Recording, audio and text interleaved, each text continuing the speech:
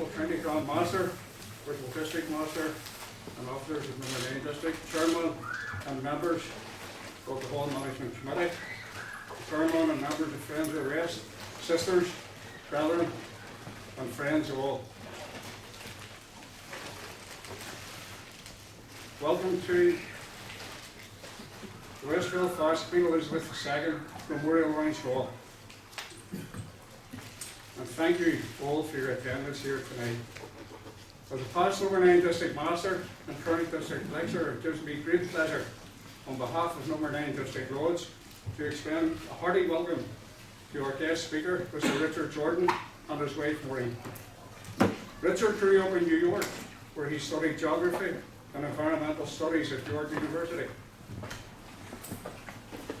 He currently lives in Ontario, Canada. Now retired, he has travelled extensively throughout the world, including China, Iceland, the Netherlands, here in Ireland. He has walked the Nagasando Trail in Japan and the full length of Hadrian's Wall. His most recent trip and current trip has been walking the South Downs. Richard and Maureen, you're both most welcome here tonight with us. The purpose of tonight's gallery is to hear about WG Callen, Richard's great-grandfather, who was the chairman of the fundraising committee tasked with raising the funds necessary for the construction of this hall. I could take time to thank the subcommittee for their efforts to bring tonight together, and the ladies for the light refreshments to be served afterwards. I hope that everyone enjoys Richard's presentation, and I am certain that we will all learn more about WG Callen, together with important historical information regarding this Orange Hall, and indeed No.9 District. I would, without further ado, invite Richard to take a podium and deliver his address. Please show your appreciation.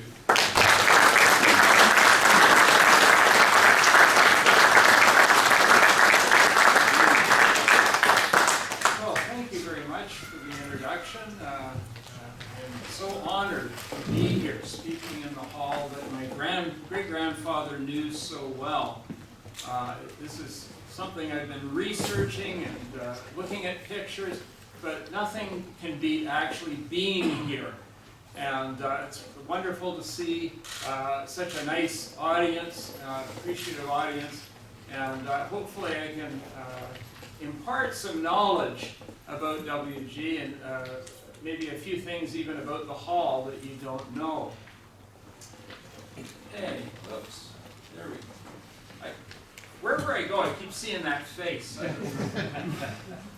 Today we're going to do a biography of a man and the story of a building, or at least the creation of the building. The man is WG Callen, and the building is this building that we're in today. Now, my connection with the Callen family comes through this fellow here. Here's WG and his wife Martha, 14 children. And that's my grandpa right there. He was about 10 or 12. This was taken at Warren Point in 1910, so he would have been about 12 years old at that time. Now, my grandpa grew up in Belfast. When he was 16, he volunteered and entered the Royal Flying Corps. He was a fitter. He never went to France, but he was in the RFC in England, traveling around and working on different aircraft. He played sports as a boy in Woodvale Park. He grew up in this neighborhood, played sports in Woodvale Park, and he kept racing pigeons. And he met a young fellow by the name of Robert Palmer and became friends with him. They were playing cricket. And Robert was interested in racing pigeons, so he took my grandpa home to talk to his father, and so Robert got his racing pigeons, and my grandfather met my grandmother, Robert's younger sister. So here are WG Callen Jr., my grandpa, and my grandmother Anna Palmer in 1919. They married in September 1921. WG Jr. was a painter and decorator, and he operated his business out of the same yard that WG Senior, who I'm going to call WG, the man who was associated with this hall, operated out of his father's yard. So he had his own business by about 1920, and they decided, Belfast was in a depression in the 1920s, they decided to come to Canada. So in 1926, WG Jr., my grandpa, came first, then my grandmother with her two first daughters. One of those was my mom, Barbara. So here they are at Christmas in Toronto. There's my grandpa, my grandmother, my mom, two aunts, two uncles. So a family of 5, 3 girls, 2 boys. My mom married a fellow by the name of William Jordan. He just had gotten out of the Navy. And they were married in June 1946. And there's our Callen family. I think this is 1957. My grandpa is there. My grandmother is there. And this fellow is my grandmother's father. His name was Robert Palmer Sr. And he was a brass molder for Harlan and Wolff. And some of his work was on the Titanic when it went down. But I was always interested in family history. Whenever we got together, probably once a month, I would sit down with my grandmother and grandfather and ask them what was life like in Belfast at the turn of the century, or around that time before the First World War. And my grandpa, so I had sported a nice stash in those days, but we would always get together and talk about history. So that was the start of my interest.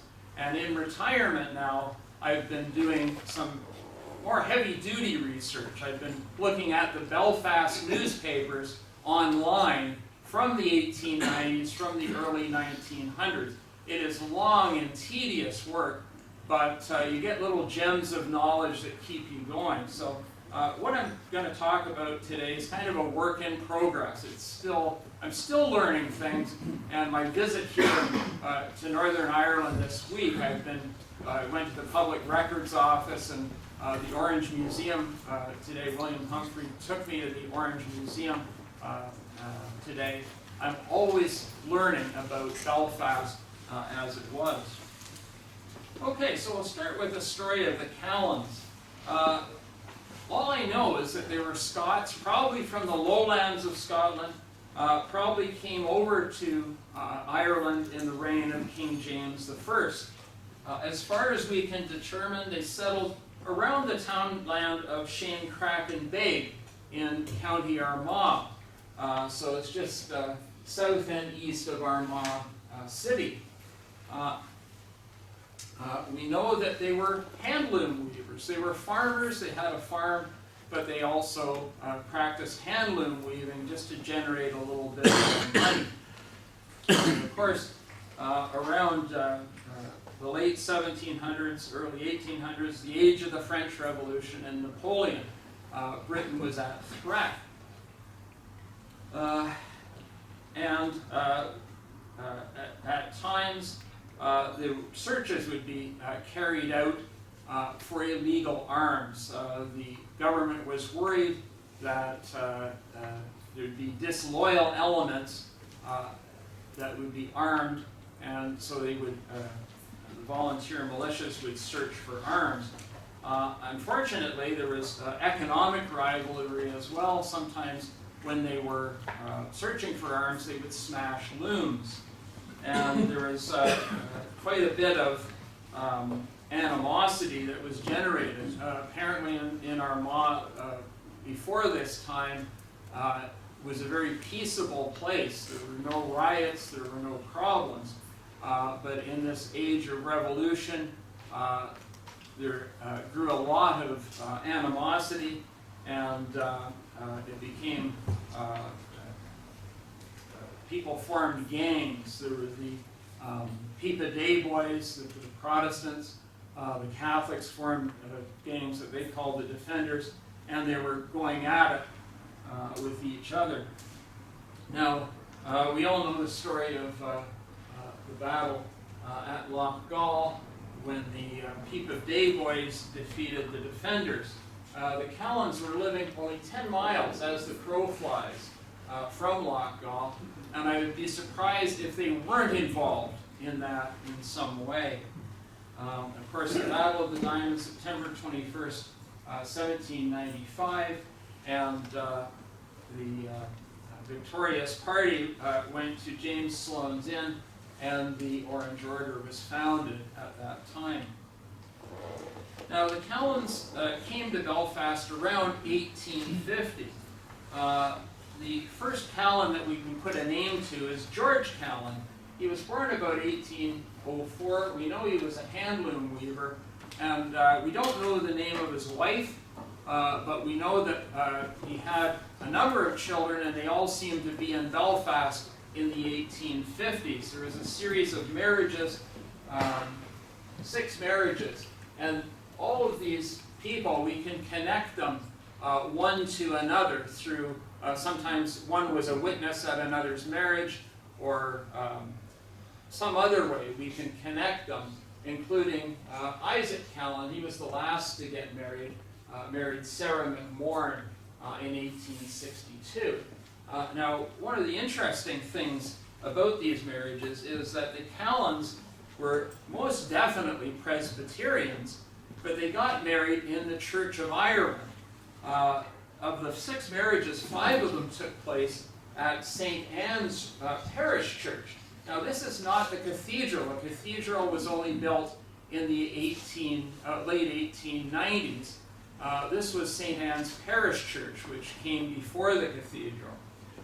So they were all married in the Church of Ireland, and I think it was because long-term memories of the older people, they would have remembered a time when Presbyterians were suffering under disabilities. Their marriages and baptisms and so on were not recognized by the government because they were not performed by the Church of Ireland.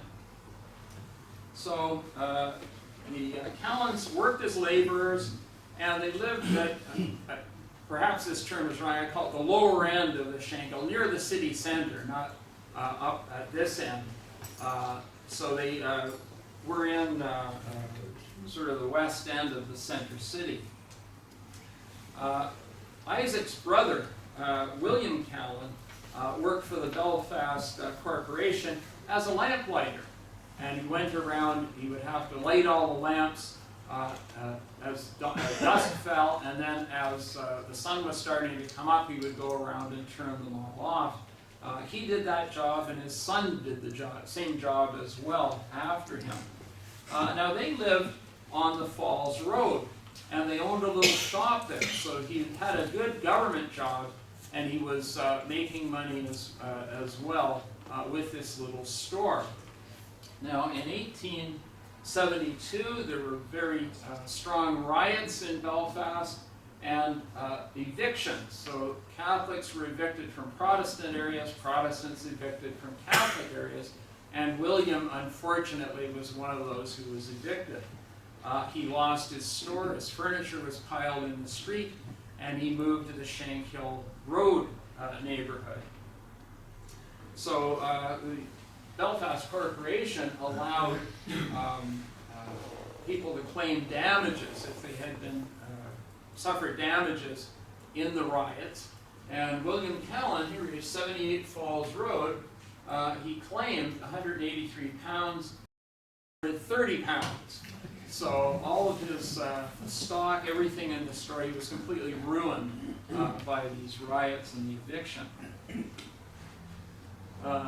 But he was active in the Royal Orange Lodge 631. He was a steward at some of their soirees. So this was in after the riots. I don't know if he joined the Orange Order because of the riots, or he had been an Orangeman all along, but his name showed up in the newspaper after these riots. Okay, now Isaac Callen was WG's father, and he was a manufacturer of soda water. He was an ambitious fellow. His brother was a lamplighter, and he was in business for himself. He was born August the 9th, 1842. We think he was born in County Armagh, but he could have, perhaps the family moved to Belfast a bit earlier. But he had a definite ambition in life. He wanted to become wealthy and independent by being a manufacturer of aerated waters. And he did that for about 20 years, from about 1860 to 1880. Now, he married Sarah McMorrin May the 3rd, 1862. So here he is. He was 20 years old, a bachelor. She was 19. She was from Ballygowan in County Down. We don't know much about Sarah, but we do have very interesting, it's kind of a funny obituary for her. It said, she was a lady of wonderfully virile physique. Well, virile to me means manly. So I don't think that was quite the right word. From one of the leading Huguenot families which found a home on County Down. On Easter Monday last, she visited Ballygowan where the horse she was driving stumbled. She fractured her arm in injuries following on a misadventure about 2 years previous, in which she broke her thigh through slipping on an orange peel.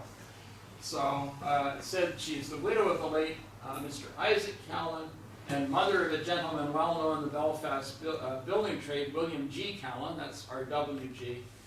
Her husband was engaged in the mineral water business and social circles. So, ooh, social circles. I don't think so. I think he was just a working class fellow. He was, had ambition, but never really realized his goals. Now, Isaac and Sarah had 8 children. Unfortunately, of those 8 children, 4 of them died in infancy.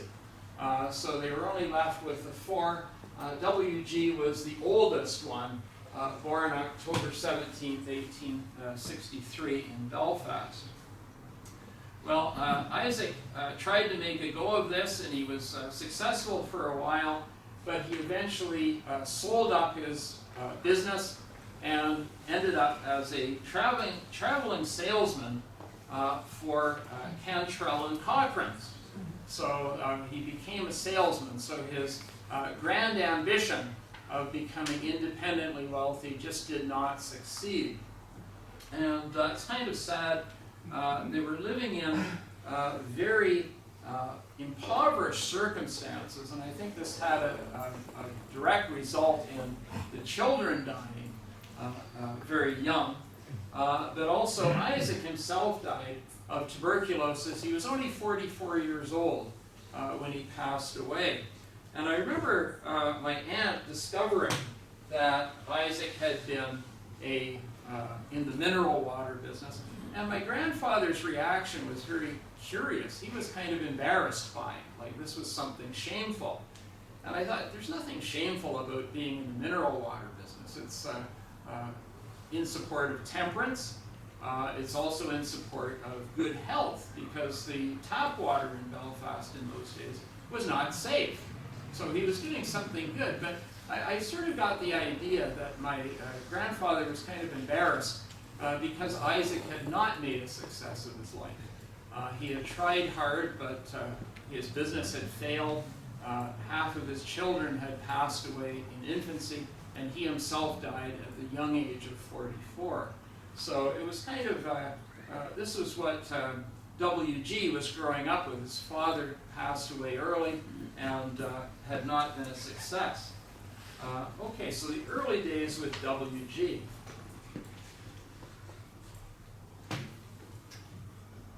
Okay. Now, as I had said, he was born October 17th, 1863 in Belfast. His parents, as soon as he was born, his parents took him to be baptized where Mary Magdalene Church of Ireland. Again, they were worried, even though they were Presbyterians, and there hadn't been disabilities against Presbyterians for several generations, they just wanted to make sure that the government recognized his birth, so he was taken and baptized at St. Mary Magdalene. We know that as a boy, he joined the Orange Institution, and he was a member of the Protestant Boys Juvenile Loyal Orange Lodge number 8 in Belfast.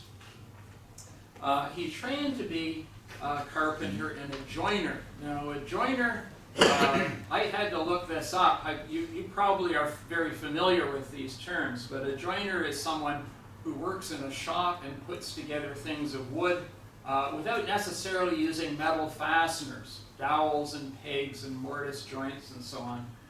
They can build furniture, staircases, doors, window frames, that sort of thing. Those will be used by carpenters who are on the site of a building. A carpenter can erect the frame of a building and then take all these things that the joiners make and put them in. To be a carpenter and a joiner is to be a master really of 2 trades, and all you need is some social connections and some capital to be in business as a builder. So this is what WG, that was his goal. He wanted to be a builder, and he started his own business.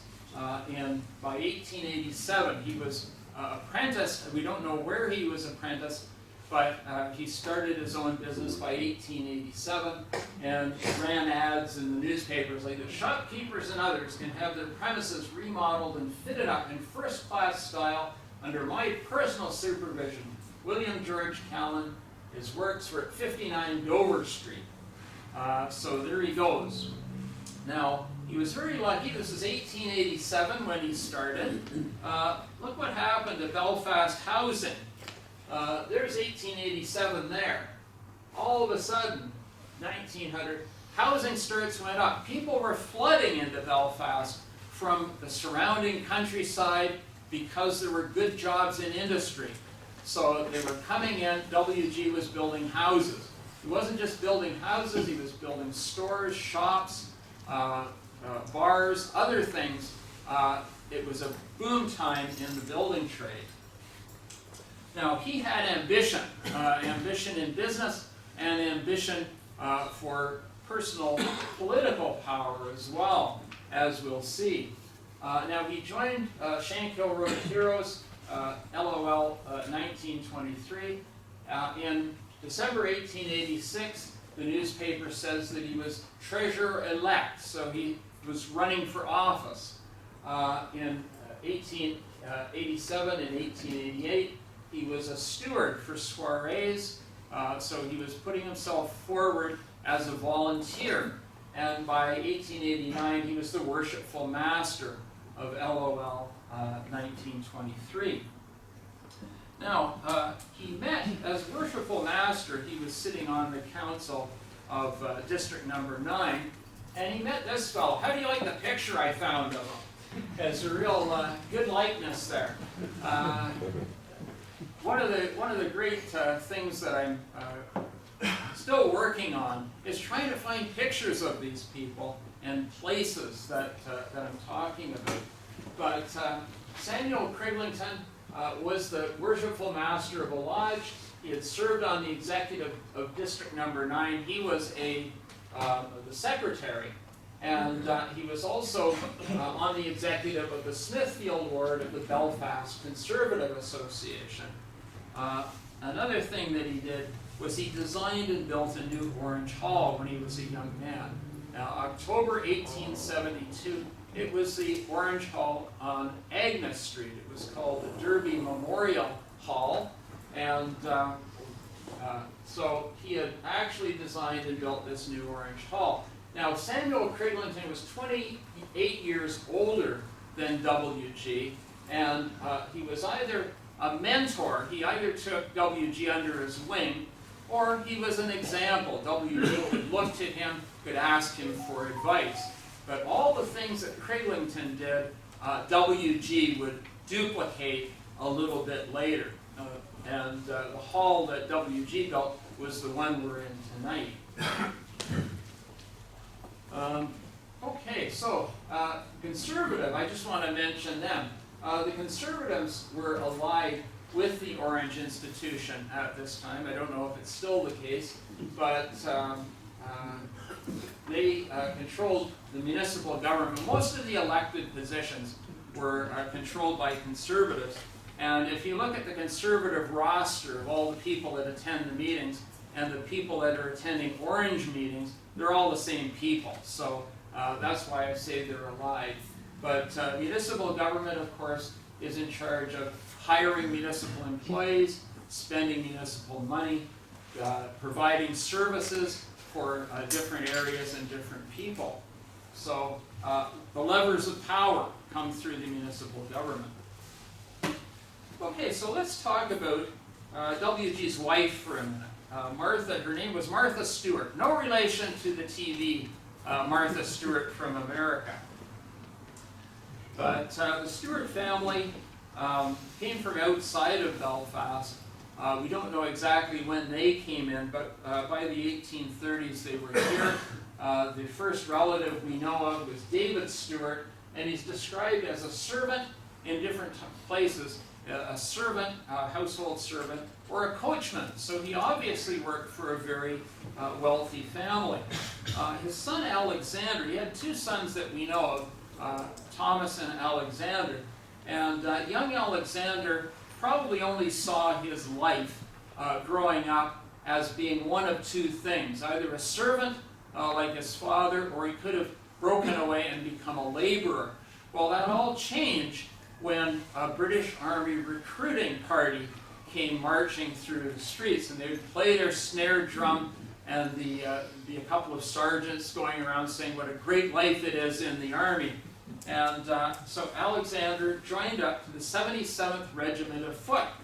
And this was in 1853. The Crimean War was going on, and the siege of Sevastopol. And young Alexander got put right into the action. Once he was trained, it took several months to train him, went right into the action. And this is my great-great-grandfather, and he was involved in something called the Battle of the Rifle Pits. The 77th was sent in to clear Russians out of these rifle pits, basically trench warfare.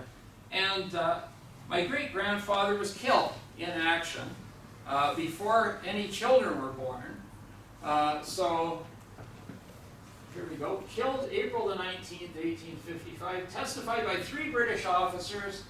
So he was dead. And they sent in dispatches. The news came back to Belfast. Must have really upset his family. There's Alexander Stewart on the 19th of April from the for his 77th foot. For sure, he was dead. So how did I get here tonight if my great-great-grandfather died before he had any kids? Well, his death was kind of exaggerated. Because it says, not killed as reported, was taken prisoner and rejoined. So I'm here tonight as a result. Lucky for me. So his service up to that point had only been 200 days, something like that, in the British Army. But at any rate, he was wounded. He had a bayonet wound in the side. A musket ball went through his right knee. He had a couple of, he had 2 pricks in the neck with a bayonet on his back of his neck. So he was scarred. He had a scar on his face as well. But he served in Australia. And then there's no record in our family history at all that he played an instrument. But he served for about 9 years at the Military School of Music, Neller Hall in Twickenham, which is just outside of London. It's on the Thames. And so I guess he was a band member. The regiment did have a band. This is them in Australia. And while the rest of the regiment went to India, he was serving in Twickenham. He met a young dressmaker named Ellen Phillips. They got married in the local church, St. Mary's Church, and they had 3 girls. So he was settled down in Twickenham. The news came that the regiment wanted him to rejoin in India. So he told his wife, and he says, I'll be away for a while. And she says, oh, no, you don't. I'm going with you. So now it was very rare for a woman to accompany a regiment. It's not unheard of. Various regiments at various times had a 1 in 12 or a 1 in 20 rule, that only one woman for 20 married men could accompany her husband to India. But somehow Ellen managed to pull the strings, and she got her orders that she could join her husband when he was sailing to India. So with 3 young girls, they all packed up, went to Agra, where Agra is the town where the Taj Mahal is in India. So fairy tale life in India. But Agra was a very dirty place. It was full of disease. The couple had a 4th daughter named Harriet. Little Harriet died in August. A couple of weeks later, Ellen, the mother, died as well. So all of a sudden, Alexander is a widower with 3 young children. They were buried in Agra in the cantonment cemetery. So Alexander came back to England. And he was just short of serving 20 years. He was kicked out of the British Army on medical reasons. It wasn't due to his wounds. It was because he was short-sighted. So not being able to see, and they wouldn't allow him to wear glasses. A soldier had to be able to see what he was doing without glasses. So he left the military, and he brought his 3 young girls back to Belfast. He worked as a laborer and died. He was only in his 40s. This is an actual picture of him here. He's got a Sevastopol medal and a Turkish medal for the service in the Crimean War. He had a hiatus hernia, and it might have been related to being stabbed with a bayonet, wounded in action. But he was working as a laborer. They operated on him, and my second cousin, who is a medical doctor, says in those days it must have been pretty bad if they were going to operate, because not many people survived an operation. And sadly, Alexander died.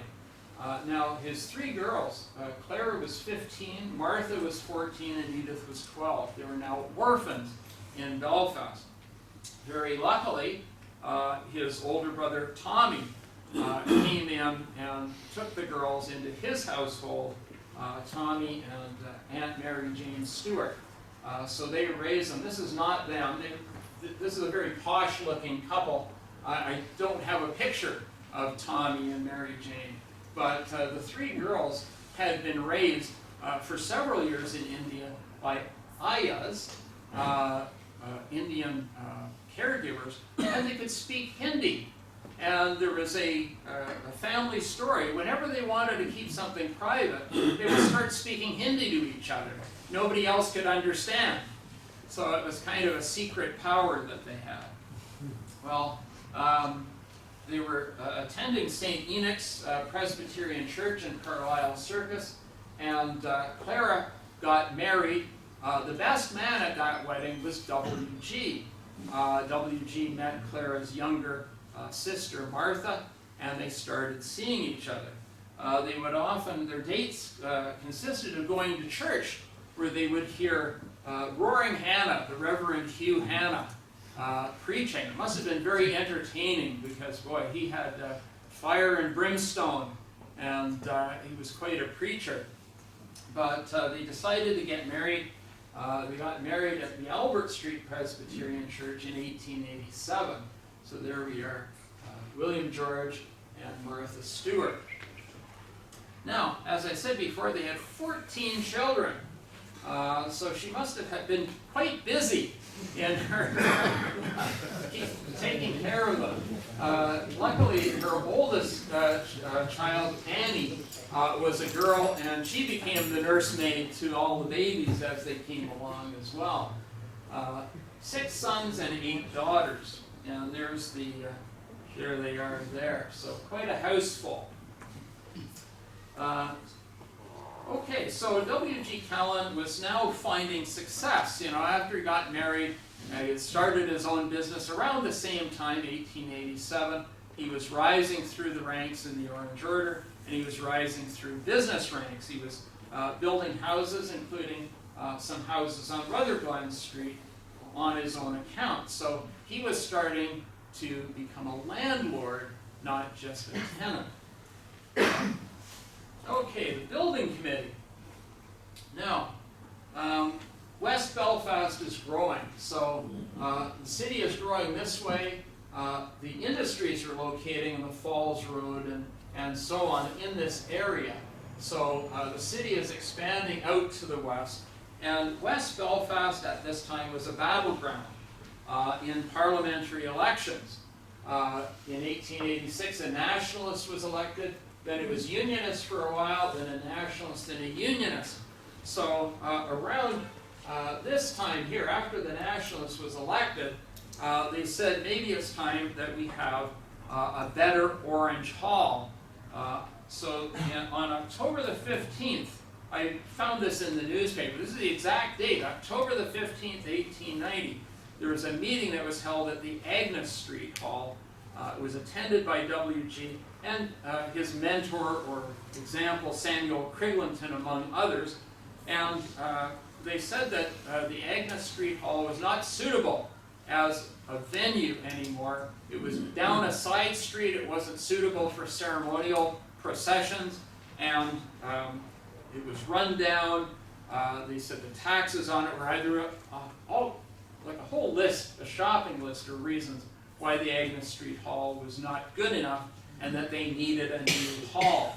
So on that day, that's when the first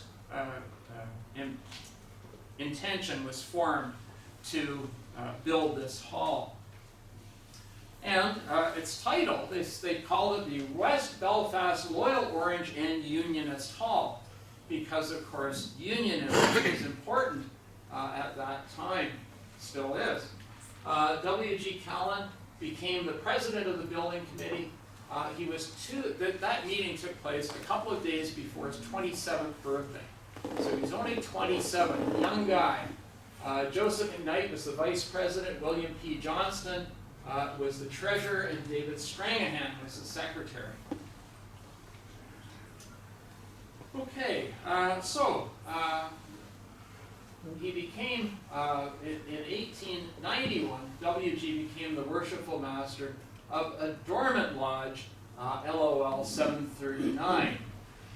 He revived it, and I'm not sure why this series of events happened.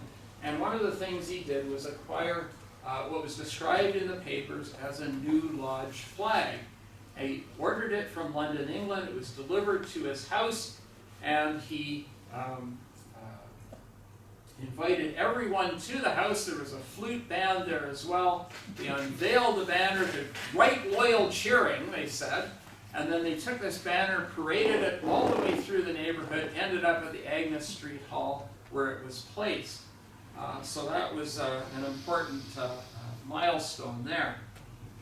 Now, in order to raise money for this Orange Hall, they decided to hold a fancy fair and sale of work in December 1892. They held this at the Clifton Street Orange Hall. So people from all over the neighborhood donated items and donated their time. People came in and spent money. It was opened by the Grand Master of Belfast at that time, the Reverend Dr. Richard Rutledge Kane. He was the rector at Christ Church, and he had Irish roots, O'Cahan roots. And he was an early sponsor of the Gaelic League in Belfast, which seems kind of strange now that a unionist would be supporting the Gaelic League. But apparently, Reverend Dr. Henry Cook was another supporter of Gaelic, and if you were training to be a minister under his tutelage, you would have to learn to speak Gaelic in order to proselytize in the Gaelic language. But anyway, his remarks struck me as being kind of strange or funny. He said that when he was opening the bazaar, he could not say he was a very ardent admirer of bazaars, though they might be a necessity of the time. Bazaars unfairly compete with people who earn their livelihood by business. So this is not the encouragement that WG was looking for. But at any rate, the bazaar was open. James Henderson spoke as well, and it was kind of interesting. He said that he was pleased to hear of the proposal to make this new hall a kind of reading room and library, as well as a meeting room. And he said if they could get 50 to 100 gentlemen to give a certain sum yearly, the money could be easily raised and we could have the hall open by Christmas 1894. Well, the thing was that the energy, the time that people had to give, the money that people had to give, was being drawn off by the home rule problem at that time. And only a couple of large donations were received. In the whole history of the hall's fundraising, I can only think of two that were received. 50 pounds from the MP Arnold Forster, and 50 pounds from Otto Jaffe, and we'll talk about Otto Jaffe in a minute. But basically the hall was built by the men and women of the Shankill. It was ordinary people who paid for and built this hall. It was not coming from government money, it was not coming from wealthy benefactors, it was not coming from the gentry, it was coming from the working men and women of the Shankill. Okay, by February 1893, WG was rising again. He was district master of District No. 9 now, so he's risen through the ranks and he's now sitting on the Grand Council of Belfast. And as I said, the Government of Ireland Act was introduced in Parliament just as they were starting to raise money for the hall in February 1893. And of course it was rejected. It was passed in Parliament, rejected by the House of Lords in September of that year. Took funds and energy from the building of this hall. And this is why it took 8 years to get this hall built. Now, they acquired the site here, where we are, from R.J. McConnell. R.J. McConnell was a Belfast alderman, and he was a property and estate agent. And so they had the site, and they had raised 400 pounds. The treasurer invested this money, and it started growing. So they had the hall underway, but not enough yet to build it. Okay, so in 1895, WG Callen, who was attending the meetings of the Belfast Conservative Association, was elected to the executive of the Smithfield Ward Conservative Association. And one of the people he was supporting was Sir Otto Jaffe. Now, Otto Jaffe was an interesting character. He was born in Germany, came over to Britain, and was immensely successful as a merchant. Otto Jaffe was Jewish, but he was an ardent supporter of this hall. He gave 50 pounds. And WG, in return, was going around speaking at various Orange meetings in support of Otto Jaffe's candidacy to become an alderman. Of course, he eventually became Lord Mayor of Belfast. So there we are. So, sorry, twice was elected Lord Mayor of Belfast. And he was forced to leave Belfast in June of 1916 during the First World War. He was being persecuted, not because he was Jewish, but because of his German birthplace. He was thought to be a spy or thought to be an enemy. It's just ridiculous. Very sad sad story that he relocated to London and lived out his life there. Okay, so in 1896 the Belfast city limits expanded and a new ward was created. It's called the Woodvale ward in this neighborhood. And WG Callen became part of the executive of the Woodvale ward. So he went from the Smithfield ward to the Woodvale ward, but still he was now on the executive, and he was a representative to the central committee of the Belfast Conservative Association. Now, poor Samuel Criglington did not live to see the construction of this hall. After all he had done for the Orange Institution and building the Agnes Street Hall, he passed away in August 1896. And he was the clerk at the Unionist Registration Association. The Registration Association was keeping track of all the voters, making sure that they knew who the voters were and that they would vote in parliamentary elections. Okay, building the West.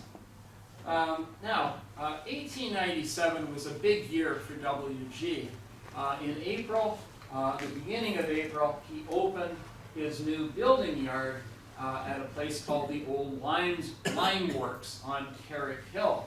So the Lime Works was supplying building materials for bricklayers, and by putting his yard there, he could supply not only bricks and mortar, but he could supply all the woodworking needed for construction, new construction. And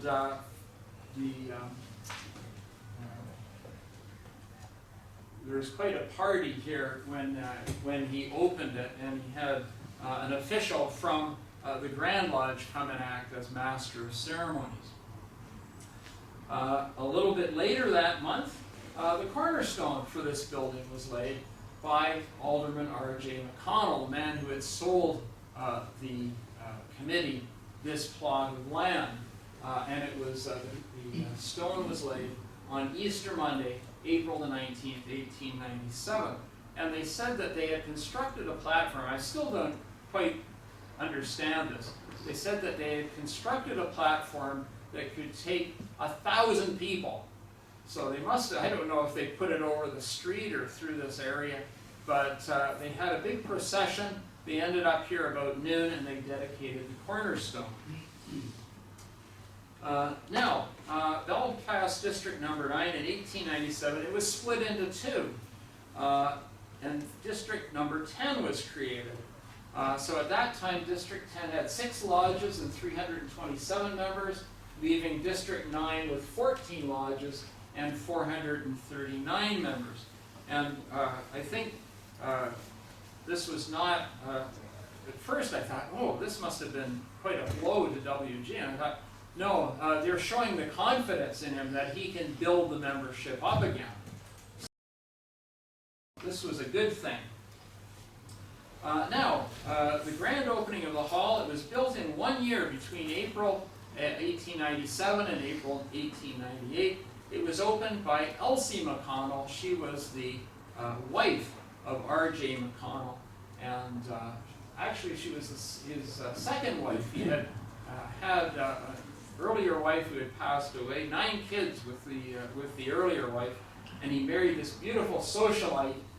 She came and she was from Dublin. She opened the hall, and a few years later they were divorced. So the trophy wife didn't work out for him. So the Belfast Orange Hall, the architect was William Batt, who had also built the Clifton Street Orange Hall and a number of other beautiful brick buildings in Belfast. A very talented architect. The contractors were Campbell and Lowry, and I thought, how strange. WG was a contractor. Why didn't he build it? And I thought that would have been quite a conflict of interest if he was the builder as well as the fundraiser. So just as well that he was just supervising the construction. This is a little illustration. Just around 1898, they started putting illustrations in the Belfast newspapers. So this is the little illustration blowing up of the West Belfast Orange Hall. Okay, the Hall Management Committee. So, from being the chief fundraiser, WG became the head of the Management Committee from the Hall's opening until 1905. So his name is on the plaque. Now, his biggest problem, once the Hall was open, was, first of all, the cost of the Hall. In 1897, they said the Hall would cost £2,500. But in 1899, he had a debt of £3,000. The debt of the Hall, sorry, that's the cost of the Hall. So the cost of the Hall had gone up by £500. He was in debt. In 1898, when the Hall was open, they said, we're just short 800 or 900 pounds. When he looked at the books, he was short 1,500 pounds, which is £250,000 today, in today's currency. So he was really in the hole. So what he did, he went to the Grand Orange Lodge, and he proposed another fancy fair and bazaar, basically a sale. And so he got support from districts number 1 through district 5, and also district 9. So all of those districts participated. They rented the Ulster Hall and Annex, and they prepared all the way through 1899. The whole year, there was little items in the newspaper about them preparing for this big bazaar, Orange Bazaar. And one of the things that they did, one of the fundraising events that was supporting this, was kind of interesting. It took place here, and it was grand concert and cinematograph entertainment in the West Belfast Orange Hall. This is moving pictures in 1899. The moving pictures had only started commercially in Belfast in 1896. So this is almost like having a laser show, bringing Michael Jackson as a laser image into this hall. It was cutting edge technology. So this is something that they were doing to raise money. So they did all kinds of advertising. This is from the Belfast newsletter. They said, huge posters directed attention to the bazaar. In addition, broad streamers spanning the principal thoroughfares, and, ingenious idea, a squad of cyclists pedaled through the city on voluntary sandwich duty with a big square hoarding attached to their machines. So they went all out in advertising this bazaar. So here's the bazaar advertising. They had geisha music by Philip Bell's orchestra, naval and military parades. So they went around the Ulster Hall, and they had one of the girls dressed up as Britannia, holding a torch or something. The Woodvale Gymkhana team, they were actually on bicycles, not on horses. They had fancy bicycle display, a maypole dance, polo matches, and so on, all done on bicycles, and half-hour dances and so on. So they were charging a shilling to get in. The other bazaar they had before was charging 1 or 2 pence to get in. So this is a shilling. So the Grand Orange Bazaar took place over 3 days, November the 30th to December the 2nd, 1899, and they raised £900. So they paid off 60% of the debt, but with this big bazaar. So the debt of the hall fell from £1,500 to £600. Okay, now things did not go smoothly for WG after this. First of all, there was a carpenter and joiner's strike. The men who were unionized were out for a full year, from April 1900 to May 1901. But some firms settled with the union, including WG Callen's firm. They settled in July 1900. So there was still the union, when they finally went back in again, they had achieved nothing. They had not gotten shorter hours or larger wages. They achieved nothing. but there was some bitterness in the city because of the strike. Now the sad story of Samuel McConkie, from that plaque right there. He was the caretaker at 7 Brookmount, and he was working as a laborer during the day, and he would come and care for the hall at night. And he was working on a roof, up on a roof, and he accidentally fell off in February 1901. And I've been trying to find the records. There was an official inquest. I'm not sure. I'm thinking that he may have been working for WG and WG's company. But I'm trying to get those records through the Public Records Office. I may or may not find out the answer, but a very sad occurrence that Samuel McConkie. Now, on June the 14th, WG had gone home for the evening. Somebody came to his door and knocked on the door saying, "Your premises are on fire." There was a big fire at the building yard, totally wiped him out. The damage was £1,500, and remember, £1,500 was £250,000 in today's currency. So he had insurance, but it really wasn't enough. So he had to put his company into liquidation a year later. He just couldn't recover. And it was kind of a duel. If you've heard the song Dueling Banjos, there were 2 liquidators trying to get his stuff. One liquidator was appointed by the court. The other one was the landlord, who was arguing that I didn't make an agreement with his company, I made an agreement with him personally. So both of them had ads in the paper offering his stuff for sale. It ended up in the courts, and the courts decided in the liquidator that he had gone to in the first place. Well, after that, for some reason, he folded his company, but he continued on working without having the protection of a limited company. He got a large contract with Fairbairn, Lawson, Coleman, Barber in their foundry on the Falls Road. Renovation work in 1903. And they were making industrial machinery, especially for the linen trade. And they were doing this renovation work. The factory was being enlarged, and he was asked to dig down beside an existing wall. And the engineer came out, and they saw that there was concrete, and the wall was built on concrete. They thought, no problem. So they started digging down. The hole was getting bigger and larger, and it turns out that under this layer of concrete was brick rubble. And the brick rubble all of a sudden went sideways and fell down, killing 5 men. So the great disaster, I don't know if you can make out this. This is right from the newspaper. This is a drawing of the wall having collapsed.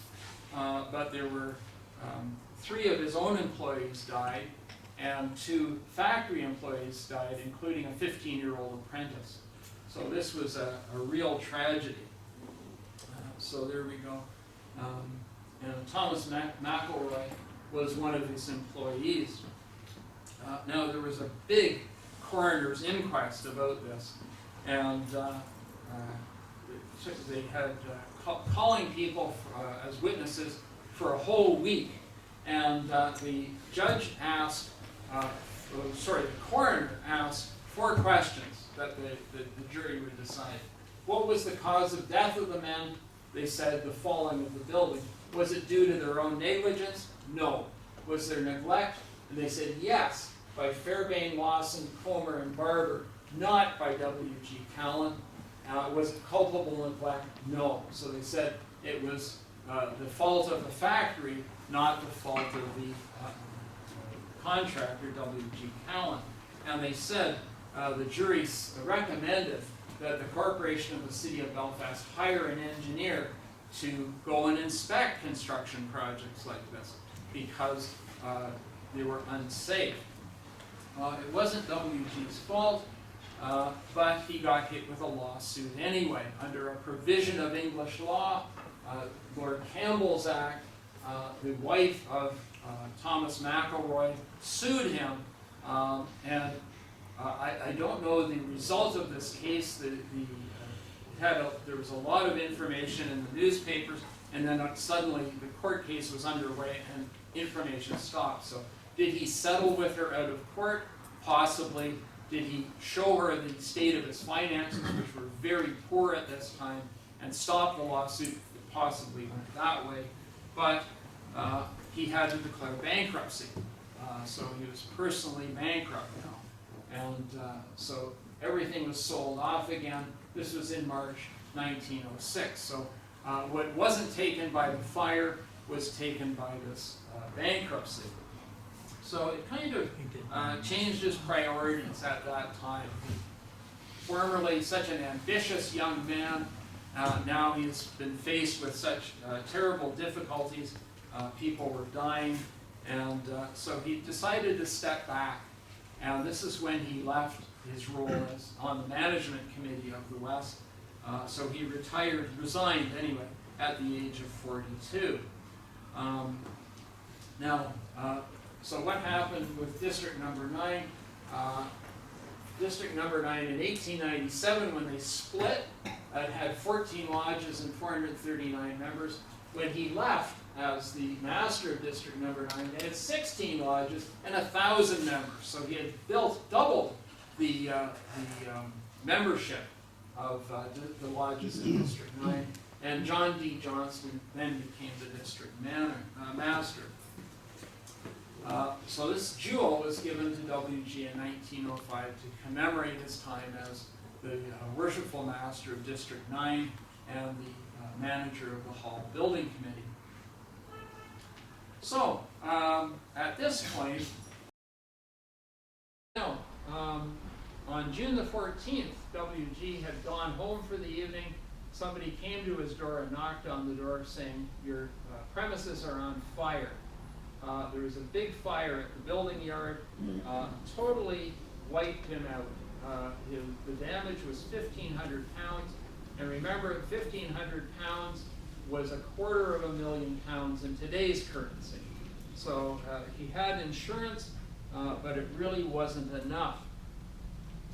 So he had to put his company into liquidation a year later. He just couldn't recover.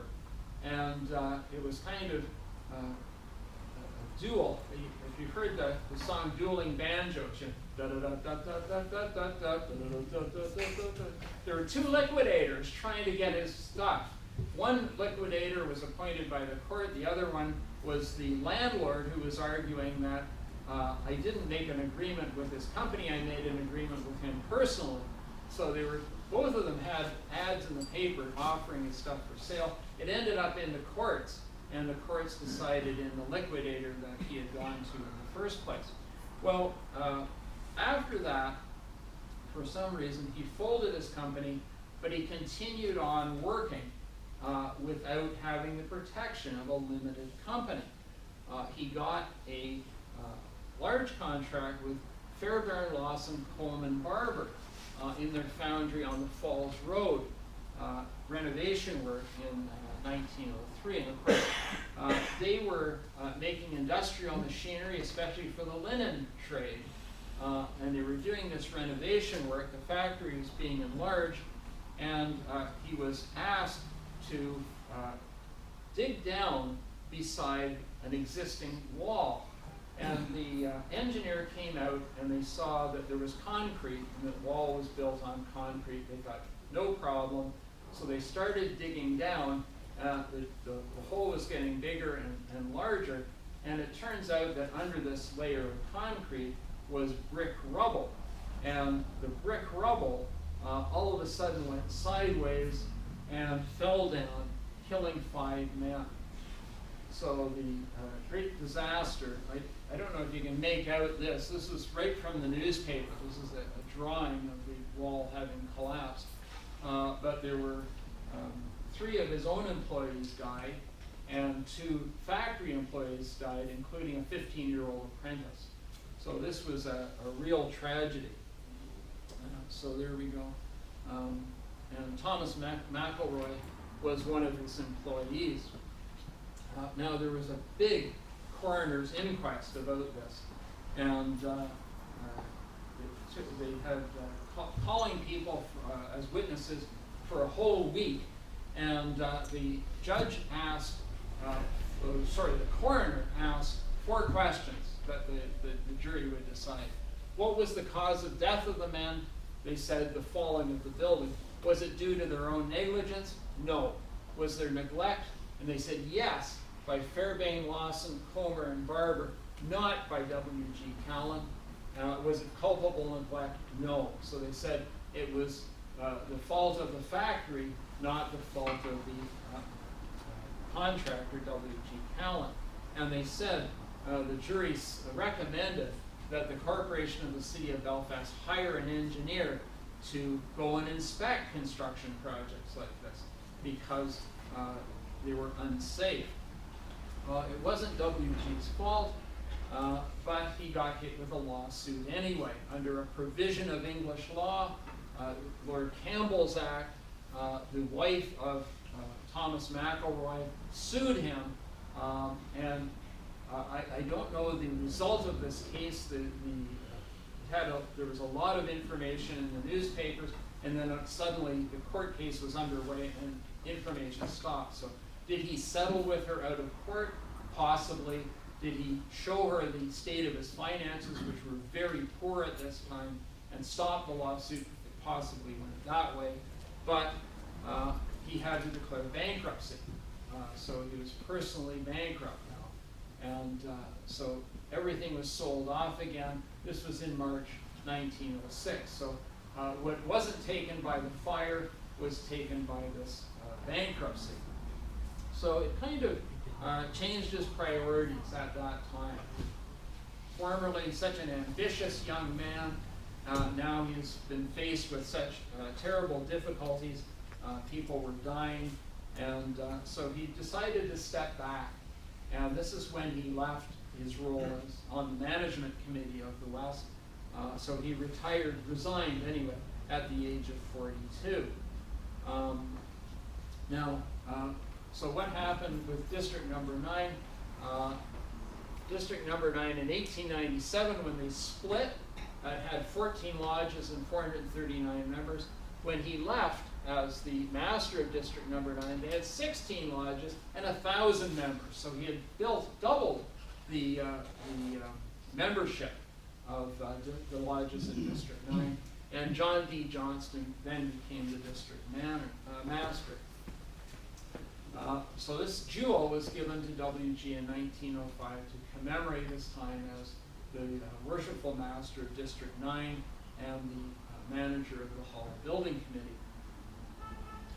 So at this point, he revived another dormant lodge, Shankill LOL 1069. Revived this lodge in 1905 and became its worshipful master. And the newspaper said he had to acquire new equipment of a commemorative character. So the lodge was up and running again. Now, in order to retire this remaining 600-pound debt, John Johnston decided to hold another bazaar. So another sale of work happened in March 1906, and this time WG didn't participate in the committee, but he was in the entertainment. He was singing humorous songs as part of the entertainment. So he was having a bit of fun after a long 20 years of work, or 15 years of work. Okay, so we think that the Orange Hall paid off its debt around this time. So, continuing on. Now, he continued on in business on a smaller scale. This was the WG that I heard about growing up. I never heard that he was employing, at the height before the fire, he was employing 150 men in his organization. So after that, he was a smaller scale builder. I always thought that this was what he had done all his life. I had no idea that he had built this hall or had built a company on that scale. But LOL 1069, he had lots of fun. He had lots of enjoyment out of it. They took regular trips to Douglas on the Isle of Man, and they did trips to Ballygowan, the home of WG's mother, Sarah Callen. So he had a better time of it. And he was still involved in the Belfast Unionist Club, so his name still appeared in the newspapers. Now, he had an interesting accident in October 1919. He was running for one of the old Belfast trams, and he was just in the process of stepping on the tram, and somebody rang the bell. It was only the conductor that was supposed to touch the bell. Somebody rang this bell, signaling for the tram driver to take off, and WG was off balance. He fell out of the tram onto the sidewalk. He took the corporation to court, and the jury heard testimony that he, what I just told you, but somebody else said, oh, the gate was drawn on the tram, and he was trying to get onto a tram where the gate was closed. It was that was the sign that the tram was absolutely full, so it was his own darn fault. So he ended up getting nothing for it. But just an interesting little sidelight. Now, WG had a brother, Jeremiah Fleming. The story of Jerry Fleming is very interesting. Born in 1866 in Cookstown, he married WG's sister Mary, known as Minnie, and the Albert Street Presbyterian Church. Now, he was a ship's steward as his occupation. And WG said, look, why don't I train you? Apprentice with me, I'll train you as a carpenter. And that's what he did. So Jerry Fleming became a ship's carpenter after that, so he could work at a higher wage scale. Now, they had 4 kids. George Lindsay Fleming, his first boy, he was born disabled. He had some sort of spinal issue. He died when he was 11 years old. Then they had 3 daughters. At the birth of the last daughter, the mother died. Minnie Fleming, Callen Fleming passed away in 1897. So Jerry was left to raise these 3 daughters. And he was living with his mother-in-law, Sarah Callen, and her daughter, Annie. And they were raising the kids while he was out earning wages at sea. Now, he had some exciting times at sea. He was on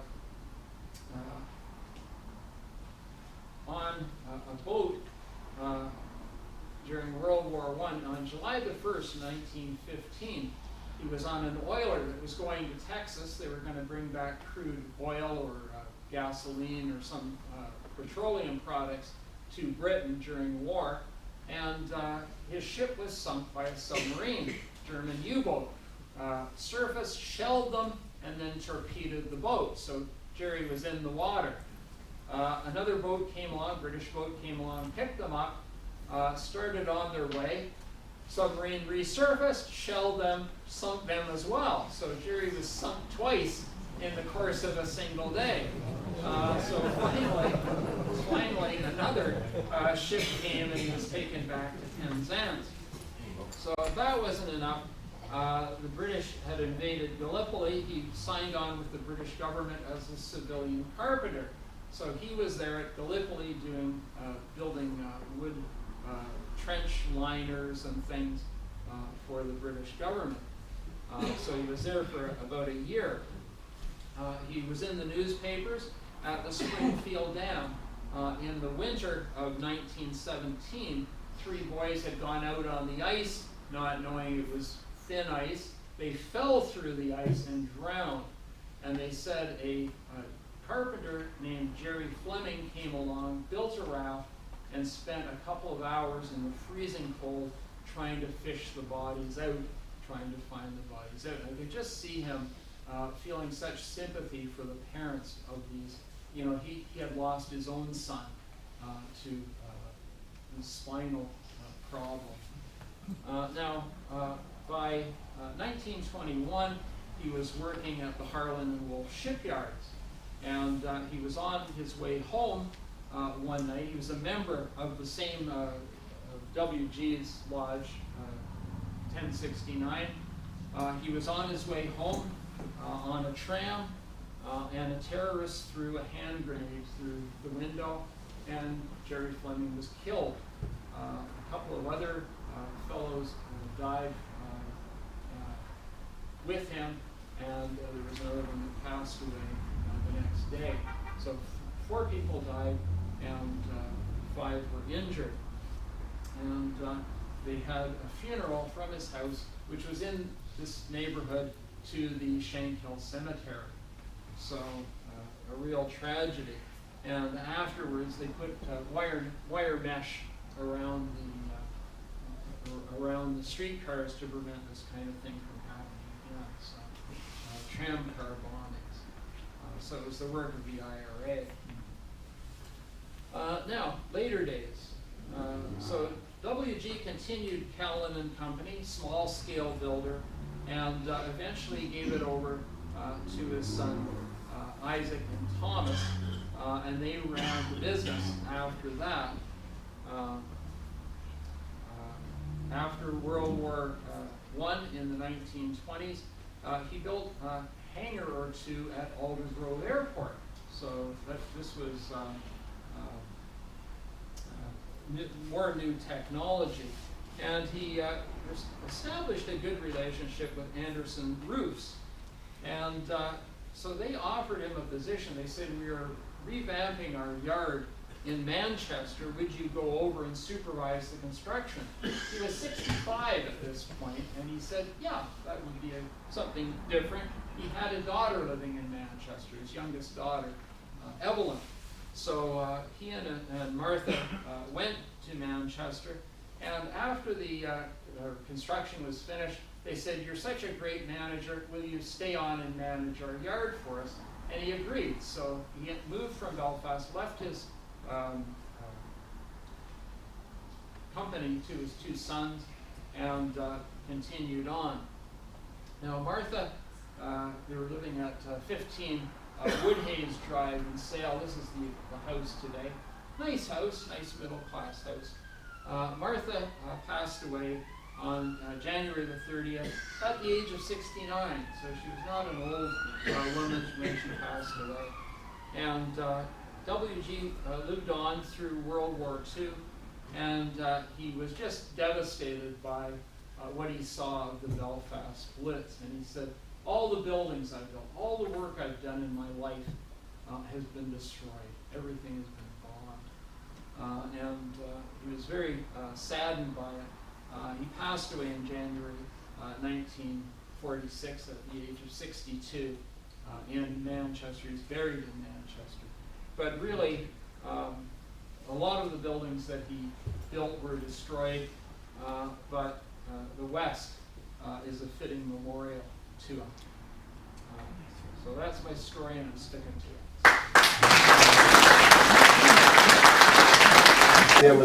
This room's now going to be known as the CALLEN Room. Oh, thank you.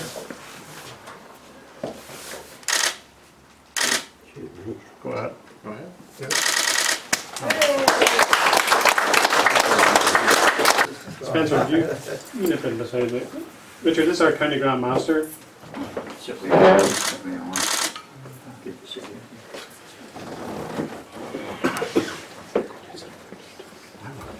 Look, thanks very much, everybody, for coming in. It's great to have the 3 lodges and the district officers here with us. Richard, I'll say more when I go upstairs, but you certainly enlightened us on many of the things about our whole, about our district that perhaps we didn't know, or didn't know fully. And that's hugely important to us because as those who've been around the whole long time, our minute books are a bit sketchy from that period. You know, I think it's fair to say, and I mentioned it in front of the wider gathering upstairs, this hall would not be here. You've reaffirmed that tonight if it wasn't for WG Callen, and so therefore this is perhaps something that should have happened a long time ago. You'll see the photograph that you sent across. If you come across a very unique photograph, a very in his naval uniform or his boating uniform, but we're delighted that you're here, that you've both taken the time to come to Belfast. I know that you said to me by email that this was going to be the most important part of your visit to the United Kingdom, and I know you've been here in our country for over a month. You would know that because you brought the Canadian weather with you, as we normally have. But I know the highlight of your visit was coming to the Shankill Road, to the Shankill Citadel, and I know when Richard got to the building he put his hand on it. That shows how important that this building is to you and to your family, and how West Belfast Orange Hall is in your blood, and that came across in your talk, so thanks very much.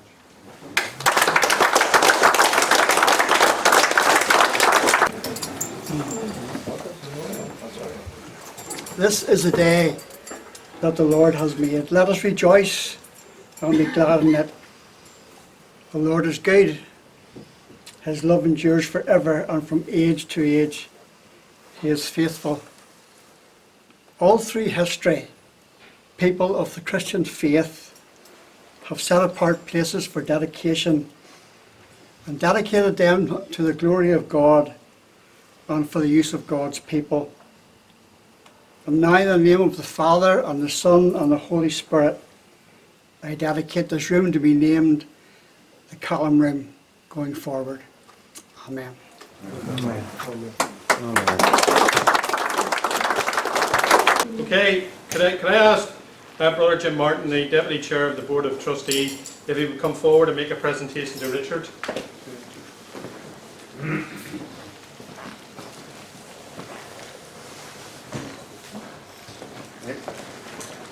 Richard, on behalf of the West Belfast Orange Hall Management Finance Committee, I would like to present you with a lovely photograph of the hall. I think this was one of the first impressed by artist impression of the hall, and I know it will be in a prominent place in your home. Yes, for sure. Thank you.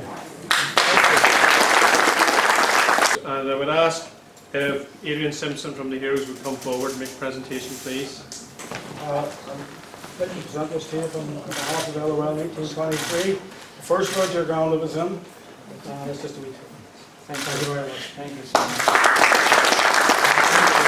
I think Gavin Robertson, the Secretary Lodge, is going to make a presentation on behalf of 739. There's a diary on behalf of LOL 739. Their great grandfather was in by far the best lodge in the West Belfast. Just a wee token from our lodge to yourself. Thank you very much. And then last by no means least, and I would say that given the size of the man that's coming up to make the presentation, I don't want to get in the wrong side of him. Brother Fred, our past district master and one of our trustees. Fred, who's from Shankill LOL 1069. Thank you. You may think it's drink, but it's not. This is a representation of the gavel, which your great grandfather may or may not have used in this Orange Hall as District Master of No.9 District. Oh, thank you. Thank you so much.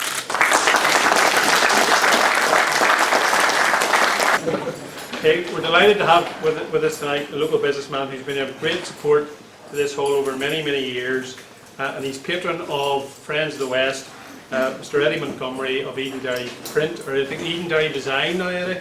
I'm going to ask Eddie to come forward. Richard is a member of Friends of the West, and Eddie will say a few words. It gives me great pleasure to present you with this certificate and badge from Friends of the West to mark your visit here. And your talk was particularly enlightening. Thank you very, very much. Thank you. Now I asked Gillian Simpson from Friends of the West if she would come forward and make a presentation to Maureen.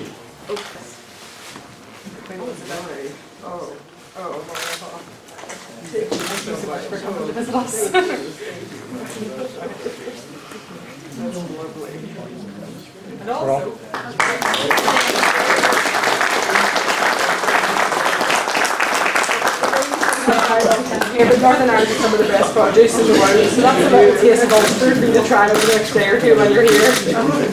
I was just saying to William today, I haven't tried potato yet.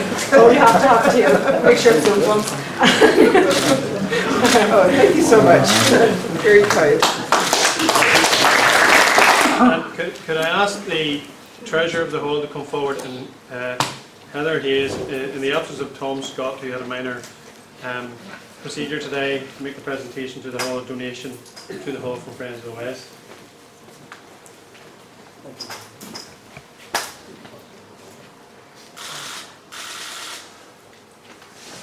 Thank you.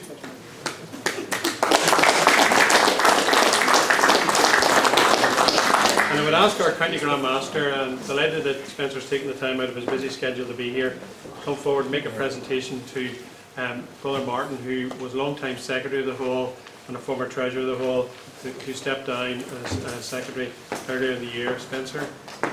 Brother Martin, I don't know many words that I could say to the service that you've given to this hall and to No.9 District in particular. It's a token of the respect that the Hall Management Committee and West Belfast hold you in esteem. Congratulations.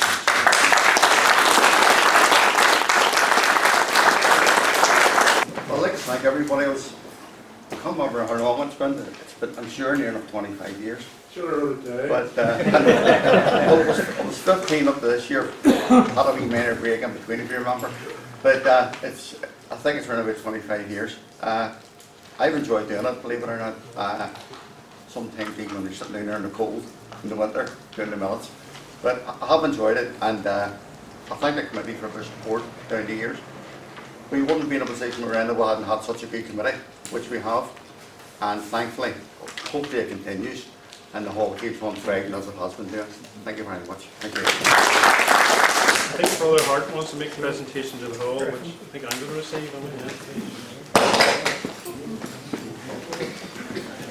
It would get privileged to present this here to yourself,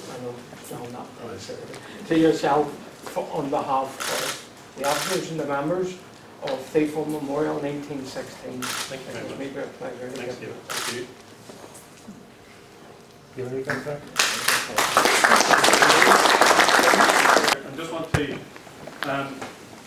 thank you very much, Richard and Maureen, for coming. As Eddie said, fantastic talk. We learned so much, as I said downstairs, we learned so much about our hall, our district, our institution in the late 1890s and early 1900s. And sadly, West Belfast is no longer a contest, unfortunately, in terms of Westminster elections. Richard, you've certainly broadened our understanding of our institution and our understanding of your great-grandfather, Brother Callen. Tonight has been an education. We all leave with that understanding being broadened and our appreciation about our common history enhanced. In a world and in a city where many want to rewrite history, that's vitally important. There is no doubt that William George Callen has and was a unique personality. He was an exceptional Orangeman and a great Ulsterman.